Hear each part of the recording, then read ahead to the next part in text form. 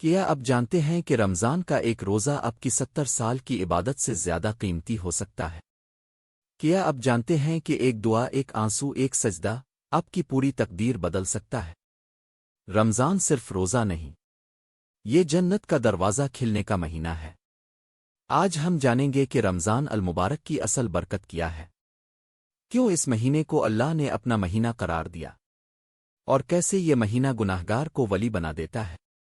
رمضان المبارک وہ مقدس مہینہ ہے جس کا انتظار زمین والے بھی کرتے ہیں اور آسمان والے بھی۔ یہ وہ مہینہ ہے جس کے بارے میں حضور نبی کریم نے فرمایا، جب رمضان آتا ہے تو جنت کے دروازے کھول دیے جاتے ہیں، جہنم کے دروازے بند کر دیے جاتے ہیں اور شیطانوں کو قید کر دیا جاتا ہے۔ یہ مہینہ عام مہینوں جیسا نہیں، یہ اللہ تعالیٰ کی خصوصی رحمت کا مہینہ ہے۔ یہی وہ مہینہ ہے جس میں قرآن پاک نازل ہوا۔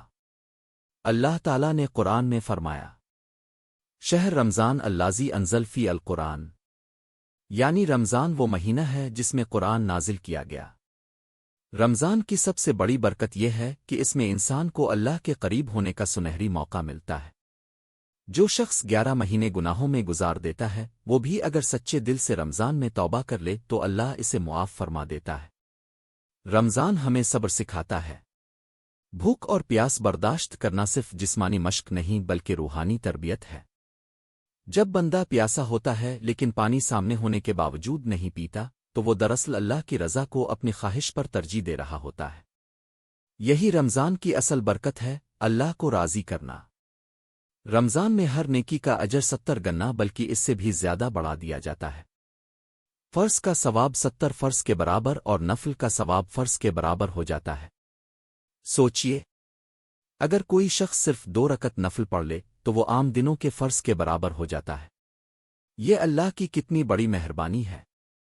رمضان کا پہلا عشرہ رحمت کا ہے، دوسرا عشرہ مغفرت کا ہے، اور تیسرا عشرہ جہنم سے نجات کا ہے۔ یہ مہینہ ہمیں سکھاتا ہے کہ ہم غریبوں کا احساس کریں۔ جب ہم بھوک محسوس کرتے ہیں تو ہمیں اندازہ ہوتا ہے کہ غریب لوگ کیسے زندگی گزارتے ہیں۔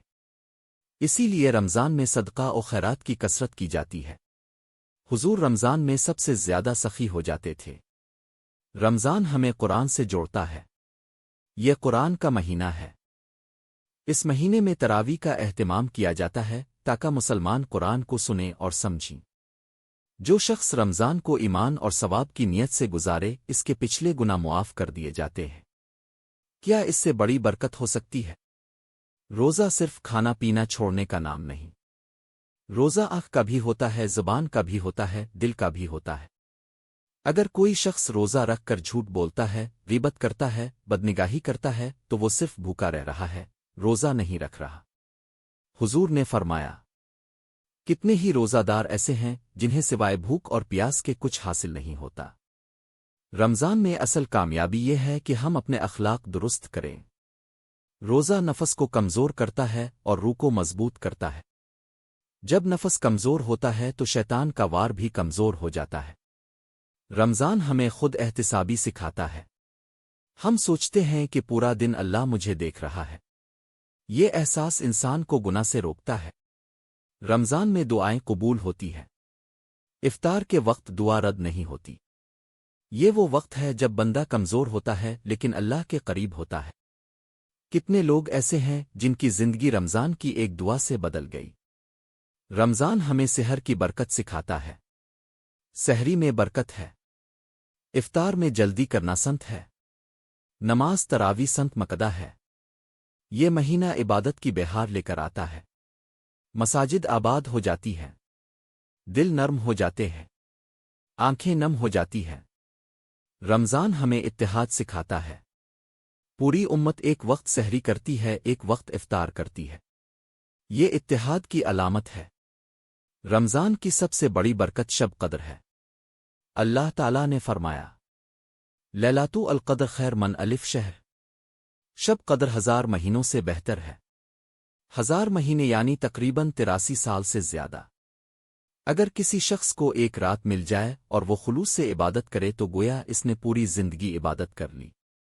شب قدر تاک راتوں میں تلاش کی جاتی ہے، 21، 23، 25، 27، 29۔ یہ وہ رات ہے جب فرشتے زمین پر اترتے ہیں، رحمتوں کی بارش ہوتی ہے، دعائیں قبول ہوتی ہیں۔ جو شخص اس رات کو پالے اور عبادت کرے وہ کامیاب ہو گیا۔ رمضان ہمیں آخرت کی تیاری سکھاتا ہے۔ یہ مہینہ ہمیں یاد دلاتا ہے کہ دنیا عارضی ہے، اصل زندگی آخرت کی ہے۔ اصل کامیابی یہ نہیں کہ ہم صرف رمضان میں عبادت کریں، اصل کامیابی یہ ہے کہ رمضان کے بعد بھی ہماری زندگی بدل جائے۔